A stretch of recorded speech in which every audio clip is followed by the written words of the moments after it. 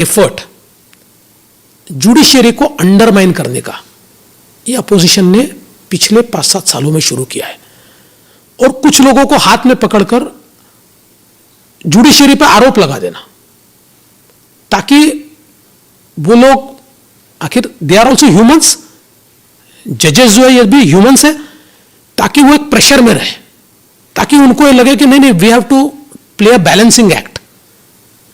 अगर ऐसा देखिए, इस देश में एक पॉलिटिशियन होने के बावजूद मैं कहता हूं that is a one institution की जिसके ऊपर आज भी लोगों का विश्वास है, उस विश्वास को खत्म करने का काम चल रहा है, और एक बहुत सोची समझी रणनीति के तहत चल रहा है, प्रिजुडिस करने का काम चल रहा है, बहुत गलत है। मुझे तो लगता है कि जब ये लोग कहते हैं कि जुडिशरी को समाप्त कर देंगे, इन लोगों का भारत के संविधान पर विश्वास नहीं है। और मैं ये कहता हूं और मैं धन्यवाद देता हूं भारत रत्न डॉक्टर बाबा साहेब आंबेडकर जी को, इस देश को ऐसा संविधान उन्होंने दिया है कि इस देश का लोकतंत्र, जब तक सूरज चांद है तब तक इस देश का लोकतंत्र मर नहीं सकता। On that note, thank you very much, Fadnavis ji. All the best. Thank you, Thank you. बहुत अच्छा लगा, thank you. Thank you. Thank you for watching or listening to this episode of ANI Podcast with Smita Prakash. Do like or subscribe on whichever channel you have seen this or heard this. Namaste, Jai Hind. लेकिन double play का सवाल है तो वो पवार जी ने किया है। Shinde as Chief Minister, but the more हमने पिछले 1 साल में ट्रांसफॉर्मेशन करने वाले निर्णय लिए हैं। अब देखिए, 2.5 साल उद्धव जी की सरकार रही, there is not a single project which they can showcase कि हमारी 2.5 साल की सरकार का एक प्रोडक्ट है। जो चीजें चल रही है महाराष्ट्र में, या तो मेरी 5 साल की सरकार वाली चीजें चल रही है, या इस 1 साल में हमने किया है।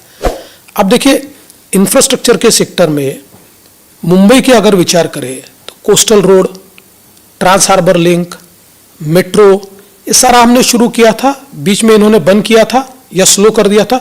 ये सरकार के आने के बाद हम डेफिनेटली कह सकते हैं कि कोस्टल रोड इस साल के अंत तक हम लोग इसका एक पोर्शन खुला करेंगे।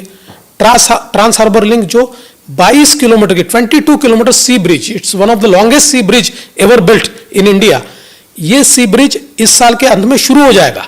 ये न्यू मुंबई को कनेक्ट कर देगा हम लोगों को। हमारी जो मेट्रो 3 है उसका भी एक पोर्शन इस साल के अंत में हम शुरू कर पाएंगे। नागपुर मुंबई जो हमारा सुपर एक्सप्रेस वे है उसको केवल 100 किलोमीटर बचा, बाकी वे हमने शुरू कर दिया, वो 100 किलोमीटर भी इस साल के अंत तक हम शुरू करेंगे। मुंबई का नया एयरपोर्ट अगले साल में हम शुरू करें। तो डेफिनेटिव इस टाइप के सारे इंटरवेंशन हम कर पाए। आज देखिए, केवल 1 साल में we have decided to build 10 medical colleges, 3 का काम हमने शुरू कर दिया। इसके साथ साथ हम लोगों ने हमारी जो हेल्थ स्कीम थी उसका यूनिवर्सलाइजेशन करने का निर्णय किया।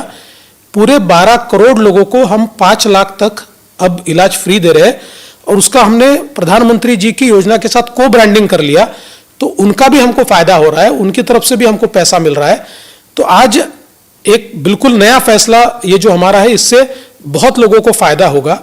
यह केवल मात्र 1 साल में हम लोगों ने इरिगेशन में 29 रिवाइज एडमिनिस्ट्रेटिव अप्रूवल दिया।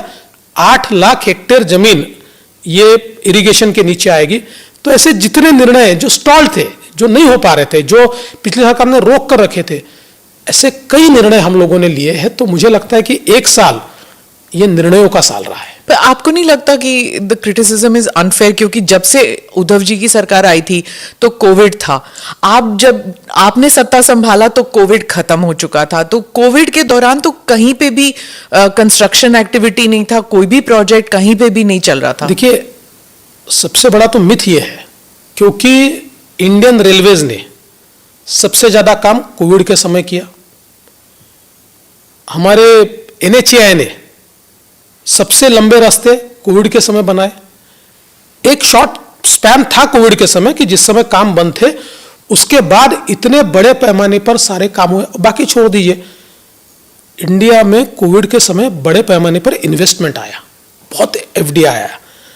आप देखिए, मैं जिस समय मुख्यमंत्री था तो 4 साल लगातार from 15 to 19 Maharashtra was leading in FDI, हम नंबर 1 थे। और कैसे नंबर 1 थे, तो उसमें 2 साल ऐसे थे कि हमारे बाद में जो 4 राज्य थे उन चारों स्टेट का इन्वेस्टमेंट एक साथ कर दीजिए, उससे भी ज्यादा हमारा इन्वेस्टमेंट था। और फिर हमारी सरकार गई, पहले साल 1 साल बाद गुजरात नंबर 1 हुआ, उसके अगले साल कर्नाटक नंबर 1 हुआ। हमारी सरकार वापिस आई, इस 1 साल में हमने वापिस महाराष्ट्र को नंबर 1 लाया। इस साल वापिस एफडीआई में नंबर 1 इज महाराष्ट्र। देखिए, उद्धव जी की सरकार में काम क्यों नहीं हो पाए? सेंट्रल गवर्नमेंट रेलवेज के लिए पैसा देती है, स्टेट कंट्रीब्यूशन देना पड़ता है। उनकी सरकार ने निर्णय लिया हम स्टेट कंट्रीब्यूशन नहीं देंगे, तो कैसे पैसा आएगा, कैसे काम होंगे? हमारी सरकार आई, हमने कहा हम स्टेट कंट्रीब्यूशन देंगे। 13,000 करोड़ रुपए, 13,000 crore have been allotted to Maharashtra this year for railways. तो कुल मिलाकर उनका जो पूरा कार्यकाल रहा, ये झगड़ों में सेंट्रल गवर्नमेंट से एक प्रकार का उन्होंने एक दूरी बनाई। और सबसे बड़ी बात यह है कि, और ये मैं नहीं कहता, शरद पवार जी ने अपनी बायोग्राफी अभी पब्लिश की है, उनकी बायोग्राफी में वो कहते हैं कि हमारे मुख्यमंत्री अपने ऑफिस में 2.5 साल में केवल 2 बार गए, only twice he went to his office. तो निर्णय नहीं होते थे। उनके लोग क्यों टूटकर हमारे साथ आए? क्योंकि उनके लोग मजाक में कहते थे कि हमारे मुख्यमंत्री जेब में पेन ही नहीं रखते, इट इज साइन। तो ऐसी सरकारें नहीं चलती है। तो लेकिन आपकी सरकार जब से बनी है, इट्स कम अंडर क्लाउड कि ऑपरेशन कमल के तहत बनी, लेजिटिमाइज नहीं हो पाई है। कोर्ट ने भी कह दिया कि it left it to the speaker. तो एक जैसे बादल छाया हुआ है ना over the legitimacy of your government. आपको नहीं लगता कि ठीक से मतलब इलेक्शन जीत के क्लियर मैंडेट की तरफ आना चाहिए था, की तरह से आना? देखिए, एमवीए की जो गवर्नमेंट है ना, that was an illegitimate child. It was not born out of electoral result, because Shiva Sena and BJP fought together in 2019, or together we declared that the elections are fought under the leadership of Devendra Fadnavis. Prime minister साहब ने कहा, HM साहब ने कहा, नड्डा जी ने कहा, और स्वयं हमारे उद्धव ठाकरे जी ने भी कहा। और उस समय उस सरकार को जनता ने 170 सीटों का मैंडेट दिया। Out of 288 we won around 170, और हमारे एलाइज वगैरह पकड़कर शायद 175। तो एकदम लैंडस्लाइड मैंडेट जनता ने दिया। उसके बाद उस मैंडेट में जो हारे थे, जिनको मैंडेट नहीं मिला था, उनके साथ उद्धव ठाकरे गए और उन्होंने सरकार तैयार की। तो ये तो इलीजिटिमेट सरकार हुई। और जो लोग उस सरकार में से निकलकर हमारे साथ आए, वो सब लोगों ने हमारे साथ वोट मांगे थे। शिंदे जी और शिंदे जी के साथ जो 40 लोग आए, इन्होंने तो बाला साहब ठाकरे और मोदी जी के फोटो लगाकर वोट मांगे थे ना। इन्होंने शरद पवार के फोटो लगाकर, या इन्होंने कोई और किसी कांग्रेस के राहुल गांधी के फोटो लगाकर वोट नहीं मांगे थे। तो लेजिटिमेट तो हमारी सरकार है। जो हमारे साथ चुनकर आए थे, जिनको लोगों ने चुनकर दिया था, मैंडेट दिया था, वो मैंडेट अभी लेजिटिमेट मैंडेट हमारा है। और इसीलिए सुप्रीम कोर्ट ने हमारी सरकार को बेदखल नहीं किया, या हमारी सरकार पर कोई तंज भी नहीं कसा। सुप्रीम कोर्ट ने केवल इतना ही कहा है कि डिस्क्वालिफिकेशन का जो मसला है, सुप्रीम कोर्ट उसमें कोई निर्णय नहीं दे सकती, वो स्पीकर का डोमेन है, स्पीकर ने उसको देना चाहिए। मैंने एक दिन पढ़कर सुनाया कि उद्धव ठाकरे जी ने जो पिटीशन की थी, या उनकी पार्टी ने पिटीशन की थी, उस पिटीशन में उनकी 13 डिमांड्स थी, 13। Not a single has been accepted by the supreme court, not a single. तो इसका मतलब क्या है? So this is a very very legitimate government. It is a government wherein all the people in the government are elected together by the people's mandate, और यही government वापस चुनकर आएगी। चलिए, 2019 में हुआ क्या? किसने किसको धोखा दिया? आप तो कह रहे हैं कि नड्डा जी ने भी कहा था, प्रधानमंत्री ने भी कहा था, अमित शाह जी ने भी कहा था और उद्धव जी मान चुके थे। तो फिर किसने किसको धोखा दिया? शरद पवार ने दिया, उसके बाद उद्धव ने दिया, उसके बाद अजीत पवार के साथ क्या हुआ? किसने किसको धोखा दिया? देखिए, धोखा तो उद्धव जी ने दिया, क्योंकि हमारी मेजॉरिटी तो आई थी, और मेजॉरिटी आने के बाद जिस समय उद्धव जी के ध्यान में आया कि नंबर्स इस प्रकार के हैं कि वो हमारे यहाँ से हटकर दूसरे दो लोगों के साथ चले जाए तो सरकार बन सकती है। ठीक है, 10 सीटें अगर हमारी ज़्यादा होती ना तो उद्धव जी ये नहीं करते, क्योंकि नंबर ऐसा फंस गया था कि उनके ध्यान में आया कि now is a point where he can fulfil his aspiration, और उसी एस्पिरेशन के चलते उन्होंने कांग्रेस से बातचीत, एनसीपी से बातचीत शुरू की। अभी कुल मिलाकर अगर हम देखें तो वाकयात इतना ही हुआ कि आफ्टर 10 डेज, मतलब एक क्लियर मैंडेट मिला है और 10 दिन वो टाल रहे हैं, हमारे फ़ोन भी नहीं ले रहे हैं, हमसे बातचीत भी करने को तैयार नहीं है। तो हमारे ध्यान में आ गया कि he has decided, he has made up his mind, he wants to become a chief minister. तो फिर पॉलिटिक्स में ये होता है कि ऐसे समय आपको रिटेलिएट भी करना पड़ता है। तो एनसीपी की ओर से कुछ लोगों ने हमसे बातचीत की, उन्होंने कहा कि जो 3 दलों की बातचीत चल रही है ना, हमको लगता नहीं ऐसी सरकारें चलेगी, सो हमको लगता है कि बीजेपी ने और हमने साथ में आना चाहिए, तो एक स्ट्रांग गवर्नमेंट, स्टेबल गवर्नमेंट हम महाराष्ट्र में दे पाएंगे। एनसीपी और बीजेपी? हाँ जी।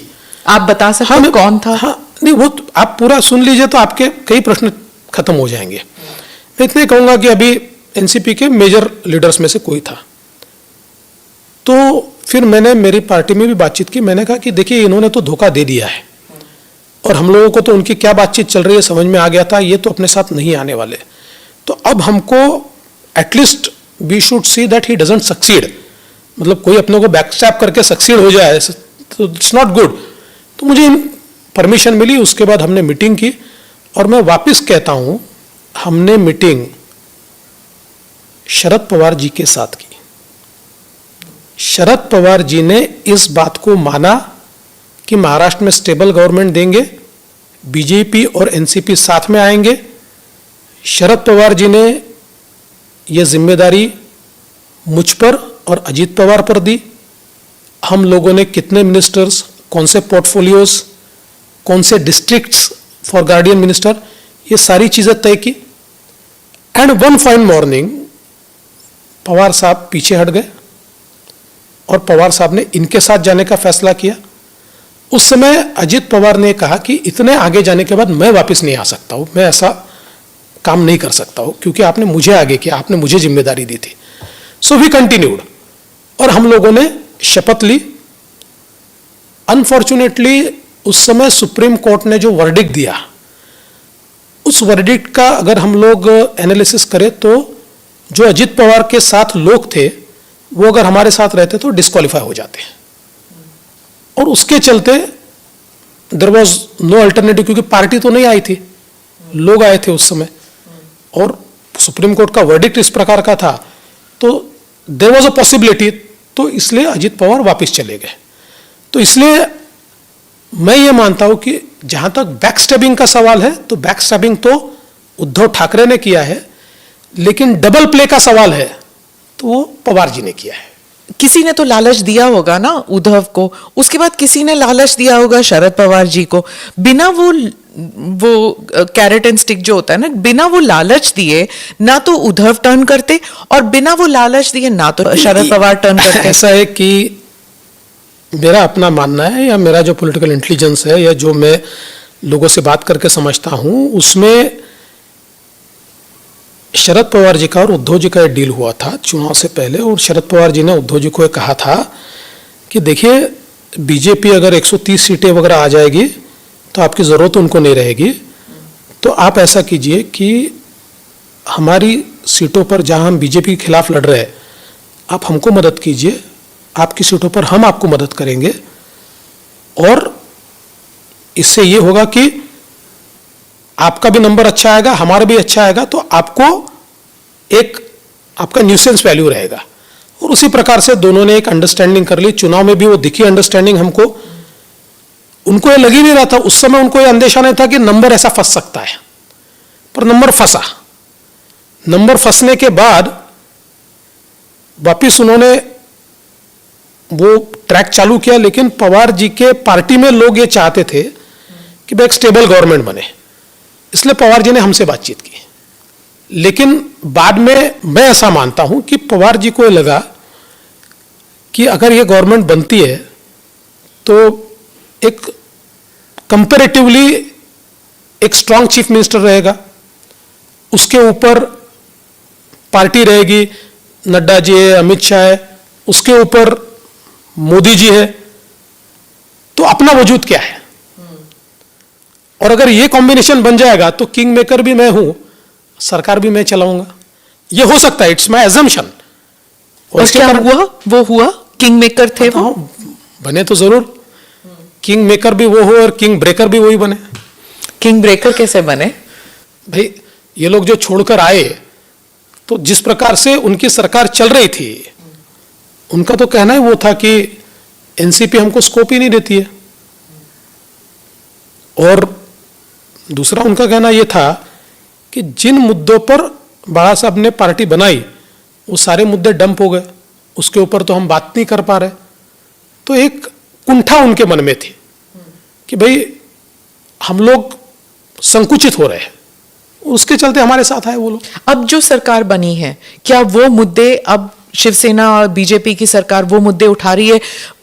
खास करके मैं हिंदुत्व के बारे में बोलूंगी कि क्योंकि उस इशू पर बहुत आप भी बोलते हैं, शिंदे जी भी बोलते हैं कि Uddhav has betrayed the Hindutva cause. तो क्या अब द न्यू शिवसेना और द रियल शिवसेना, आप जो भी आप कहें, have they picked up that cause जो पहले बाला साहब के टाइम में हमने देखा था? क्या वही देखिए कॉजेस हैं अब? हमारे लिए हिंदुत्व क्या है? Our Hindutva is not anti Muslim और एंटी एनी कम्युनिटी। हमारा हिंदुत्व है एंटी अपीजमेंट। किसी का अपीजमेंट मत कीजिए, लेट ऑल बी वन। और माइनॉरिटीज को भी पढ़ने का हक है, नौकरी करने का हक है, उनके लिए भी व्यवस्था खड़ी कीजिए, लेकिन वोट बैंक की राजनीति मत कीजिए, क्योंकि अपीजमेंट की पॉलिसी से देश का एक बार विभाजन हम कर चुके हैं। हम जब नाजायज मांगों के आगे अपना सिर झुकाते हैं तो देश का विभाजन होता है, ये हमने देखा है। और उद्धव जी का क्या हो गया देखिए कि वे भी इस अपीजमेंट पॉलिटिक्स में चले गए। तो कैसे चले गए? तो हिंदू हृदय सम्राट शिवसेना प्रमुख बाला साहब ठाकरे का हिंदू हृदय सम्राट पहले हटा दिया गया। उसके बाद शिवसेना के इतिहास में पहली बार उर्दू में कैलेंडर छपा और उस पर जनाब बाला साहब ठाकरे लिखा गया। देखिए बहुत छोटी बात है। नहीं, छोटी बात नहीं है। जिसने शिवसेना देखी है और जो शिवसेना को जानता है उसके लिए बहुत बड़ी बात है। ये ट्रांसफॉर्मेशन है, ये वोट के लिए ट्रांसफॉर्मेशन है। देखिए सवाल ये नहीं मैच्योरिटी आ गई कि सेक्युलरिज्म होना नहीं चाहिए। जी, मैच्योरिटी आई तो कुछ करके दिखाइए। योजना तो आपने नहीं की, कोई योजना बनाई आपने? मुस्लिमों की पढ़ाई के लिए योजना बनाई? नहीं बनाई आपने। आपने क्या किया? अपीजमेंट की पॉलिसी शुरू कर दी। अभी मुझे बताइए, प्रधानमंत्री जी ने कॉमन सिविल कोड की बात की तो मुस्लिम पर्सनल लॉ बोर्ड वाले अखिलेश यादव के पास पहले नहीं गए, लालू प्रसाद यादव जी के पास पहले नहीं गए, ममता जी के पास पहले नहीं गए। वो सबसे पहले उद्धव जी को मिलने आए, क्योंकि एक नया सूडो सेक्युलर आउटफिट उनको उद्धव जी में दिखता है, इसलिए उनके पास वो आए हैं। तो आप बात को समझिए, ये बात जितनी सतह पर दिखती है वैसी नहीं है। नहीं, मैं एक सवाल जरूर पूछूंगी कि बाला साहेब जो है वो एक हिंदुत्व उनकी आइडियोलॉजी थी, लेकिन वो इलेक्टोरल पॉलिटिक्स में नहीं उतरे। जब उद्धव की बात आती तो वो इलेक्टोरल पॉलिटिक्स में उतर गए। तो शायद वो हिंदुत्व का जो एक वोट बैंक था वो तो बीजेपी की तरफ आ ही रहा था। तो फिर he has to carve out a new, I am just saying. यानी you are absolutely right, I must thank you that you brought a perfect thing. देखिए हमको ये बिल्कुल ध्यान में आता है, ऐसा है कि आज महाराष्ट्र या मुंबई में हम देखें, और विशेष रूप से मुंबई में, तो अगर हम मुंबई की बात करें तो मुंबई में